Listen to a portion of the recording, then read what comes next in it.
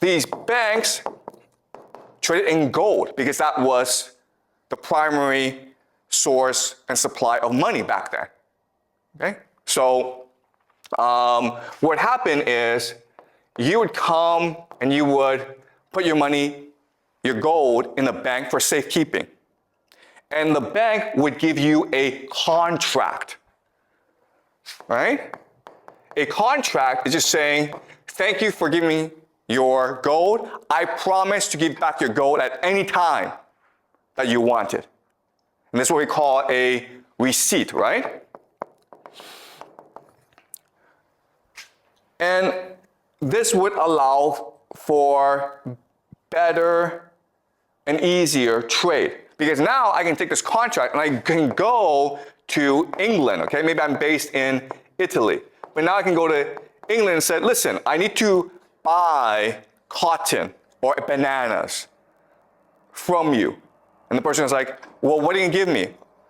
I'm gonna give you gold, right? So I take the receipt and I give it to you, right? And why do we do this? Because it's a lot easier than giving gold to other people. And so this system would facilitate trade throughout the world. Doesn't make sense. Now, I'm the bank. I have all this gold. And I want to make money with it. So I want to give it to other people. So other merchants would come to me and say, listen, I need gold. Can you lend me out gold? Right? But I say to him, yeah, but if I give you out the gold, you have a security issue. It's inconvenient for you. So why don't I give you a receipt, a contract instead? Does that make sense? Because all I need is a contract, all I need is a receipt in order to go and do trade elsewhere. Right? So by doing this, what I've done is I've doubled the gold in my bank, right? I've created money out of nothing. So the gold is still 5 million.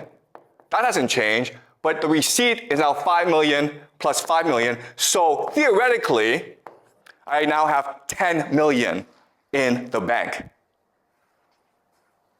All right? So that's how money and finance works. Now, there's a problem with this system. What's the problem with the system? What do you mean?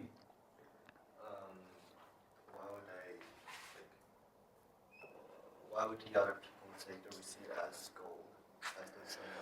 Okay, that's a good question, okay? Why is it that people believe in me? Okay? The answer is very simple. The answer is because throughout most of human history, people didn't need money. If you were just a normal person, what were you doing? Were you in a village growing crops? If you wanted to like get new stuff, what would you do? You would trade with someone else, right? Maybe you have a goat that I want. Well, then I would trade you a cow for it. So we didn't actually need money. So throughout most of human history, no one had any need for money. It was only in certain circumstances that you would want money. So for example, marriage, right? Okay? So throughout most of human history, money represented debt that could be unpaid. Debt that could never be repaid. So for example, a very common thing is, maybe you and I fight, and I kill you. Well, in theory, your family should now come and kill me. But obviously that would create a lot of problems, right? So the way to settle the dispute is, I would give your family money. Because money was symbolically meant to say, I'm sorry, I killed you. This is a debt that can never be repaid. Okay? That's what money was used for in most circumstances throughout human history. There was no actually real use for money. It was symbolic. But with the rise of trade with merchants, they needed money in order to facilitate the trade. But these merchants all knew each other, so they trusted each other anyway. So money was a mechanism for them to trade easier, okay? Does that make sense? All right? Okay, so let's go back to the question. This system looks great. I can print money out of nothing, but there's a problem with this system. What is the problem? There's a problem here. Like you can forge the receipts and, the money fakes. Okay, that's actually a great question, okay? So, yeah, is it possible to forge the contract? Okay, so that's a really good point. The problem is, so the answer is that they all knew each other anyway. Okay, because it's a very small circle. Again, we have not reached the modern period where it's a lot of people using money. If that's the case, then forgery becomes a problem. We'll discuss this in future classes, okay? Counterfeiting. But at this point in history, forgery is actually not a big issue. There's actually a bigger issue. And it's a huge issue. What's the issue?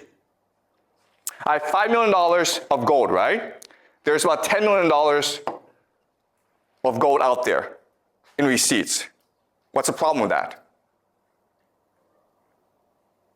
The problem is that if everyone wants to go at the same time, I go bankrupt, right? Because I lose my reputation. The contract says that at any time you want the gold, I must give it to you.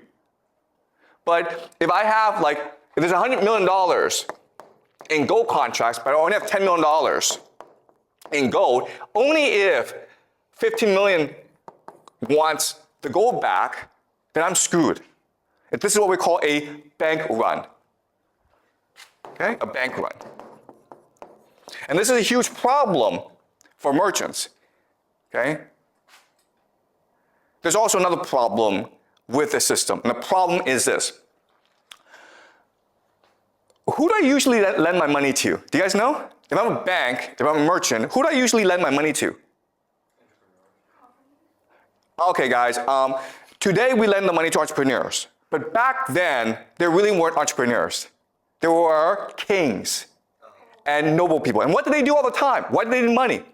To fight wars, okay? That's why there was a demand for gold. Because if I'm a king, I need to fight a war, usually against my brother or someone else to control this territory, right? Now, the problem with this is I could get killed, in which case, oops. But also, what's much more common is the king would be like, screw you, bank, I don't need to pay you back. Okay? So there's actually a lot of risks with this system. So over time, develop a system to mitigate or reduce this risk. Okay? What would they do? What they would do is they would create cartels. Cartels are just partnerships. So maybe this bank works with another bank, throughout Europe. And the way they establish these cartels is usually through intermarriage, right? They would marry each other, they would combine together.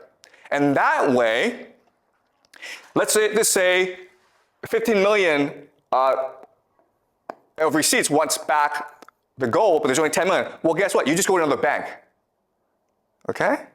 And let's just say a king decides, I'm not gonna pay you back, bank. Well, your bank works with other banks to establish a new enemy to kill the king to get the money back. Do you understand? And this system is what we call today central banking. And what you will learn in this class is central banking controls the world today. Okay?